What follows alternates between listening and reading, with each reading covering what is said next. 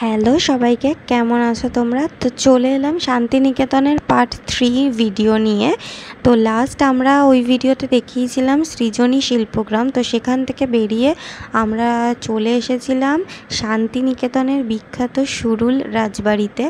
এই রাজবাড়িটা মোটামুটি শান্তিনিকেতন থেকে 3 কিলোমিটার দূরে অবস্থিত, কিন্তু টোটোতে বুকিং করলে তোমাদেরকে এগুলো ওরা ঘুরিয়ে দেবে। তো সুরুল রাজবাড়ি থেকে বেরিয়ে আমরা চলে গেছিলাম আমার কুঠিরের দিকে। আমার কুঠিরে যাওয়ার পথে এরকম সুন্দর লাল মাটির রাস্তা আর দুপাশে গাছ, ভীষণ সুন্দর লাগছিল। আর আমার কুঠিরে যাওয়ার পরে ওদের এত সুন্দর সুন্দর হাতের কাজ যে কি বলবো, জাস্ট অসাধারণ সমস্ত হাতের কাজ।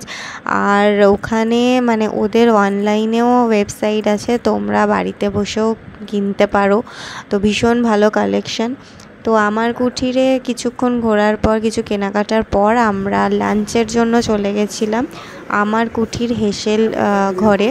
তো সেখানে আমি ওদের মেনুটা দেখিয়ে দিচ্ছি। ওখানে আরও এরকম অনেক ছোট ছোট তোমাদের খাওয়ার জায়গা আছে, তোমরা তোমাদের পছন্দ মতো খেতে পারবে।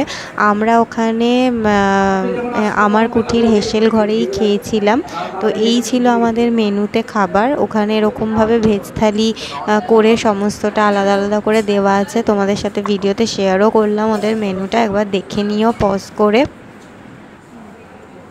তো খাওয়া দাওয়ার পর আমরা সামনের একটা বুদ্ধ মন্দির ছিল, তোমাদেরকে ভিডিওতে দেখালাম, অল্পই ক্লিপ নিতে পেরেছিলাম।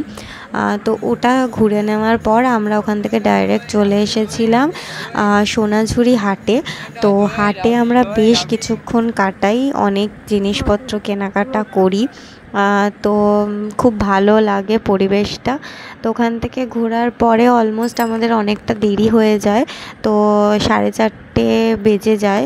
তো যথারীতি রেল মিউজিয়ামে আর যেতে পারি না আমরা। তো তাই আর একটা কোপাই নদীর তীরে ওখানটা ধারটায় একটু ঘুরে সেখান থেকে আমরা চলে আসি সোজা স্টেশন। আর স্টেশনে বললামই রেল মিউজিয়াম তখন বন্ধ হয়ে গেছিলো, তো আমরা দেখতে পারি না। তো স্টেশনে ওয়েট করি, তারপর ট্রেন আসে। চলো আজকের মতো টাটা, বাই বাই। তো আমি ফেরার পথে ট্রেনে আর ভিডিও করতে পারিনি। তো রাত 11টা বেজে গেছে আমাদের ফিরতে। তো হাওড়ায় ফিরে এই জাস্ট একটু ক্লিপ নিয়েছিলাম। একদম ডাইরেক্ট বাড়িতে চলে আসি আর তোমাদের সাথে দেখো শেয়ার করছি ওখান থেকে আমরা কি কিনেছি। তো এই একটা হ্যান্ডলুমের শাড়ি নিয়েছি।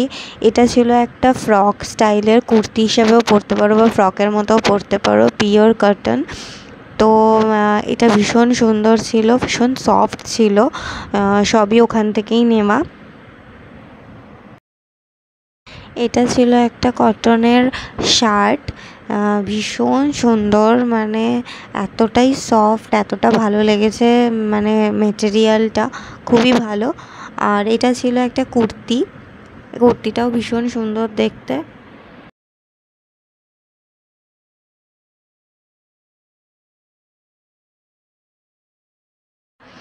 এটা হচ্ছে একটা পাঞ্জাবি, এরকম লেখা লেখা, ওখানকার স্টাইলের, ভীষণ সুন্দর দেখতে, কালারটাও ভীষণ সুন্দর।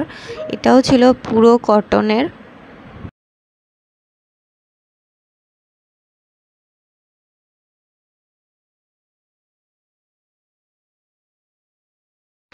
এটা হচ্ছে একটা শাড়ি, এই শাড়িটা একদম পুরো সফট মেটেরিয়াল, সিল্কের উপর ছিল, ভীষণ সুন্দর, বাটার সিল্ক অনেকটা যেরকম হয় সেরকম মেটেরিয়াল।